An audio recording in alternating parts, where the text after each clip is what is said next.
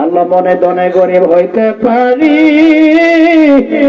আমরা মনে গরিব না। আমরা রে লয়া যাইবা মাওলা সোনার মদিনা। বলেন না আল্লাহ দনে গরিব হইতে পারি, ওই আল্লাহ আমরা মনে গরিব না। আমরা রে লয়া যাইবা সোনার মদিনা। আমার ভাইটারে তুমি মাফ করে দাও, আমার চাচাটারে তুমি মাফ করে দাও, আমার খালুটারে তুমি মাফ করে দাও, আমার চাচি আমারে তুমি মাফ করে দাও, আমার মারে তুমি মাফ করে দাও। আমার আল্লাহ ডাক দিয়ে বলেন রে, মানুষটা বড় ভালো ছিল রে, মানুষটা বড় আল্লাহ ওলা ছিল। আমার আল্লাহ বলেন দুনিয়ার মানুষের সুঠাম দেহর দিকে আল্লাহ তাকায় নাই, সৌন্দর্যের দিকে আল্লাহ তাকায় নাই, শক্তির দিকে আল্লাহ তাকায় নাই, উঁচা লম্বার দিকে আল্লাহ তাকায় নাই।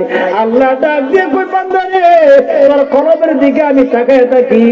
আমার বান্দার কোন নিয়ত, আমার বান্দার কোন নিয়ত আজকে শ্রীগড়ের মাহফিলের মধ্যে বসছে, কথা বলুন ঠিক কিনা? বলে ওই ঈদগার মাঠে যদি জানাজার মাঠে একটা মানুষ যদি তার জন্য চোখের পানিটা ছেড়ে দেয় আর আল্লাহর দরবারে দোয়া করে, আল্লাহ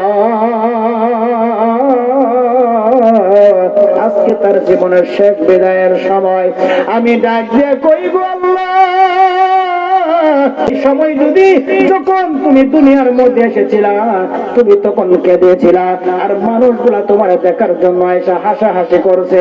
আজকে ওই জানাজার মাঠে তুমি ঘুমায়া রইলা, তুমি ঘুমায়া রইলা, তোমার জবান খুলে কথা বলার ক্ষমতা নাই, হাত নাড়ানোর মতন কোনো ক্ষমতা নাই, পায়ের বরাবর একটা বান মাইরা দেই, মুখের বরাবর একটা মান মাইরা দেয়, মাথার উপর একটা বান মাইরা দেয় রে বান্দা, কথা বলার মতন ক্ষমতা থাকবে না।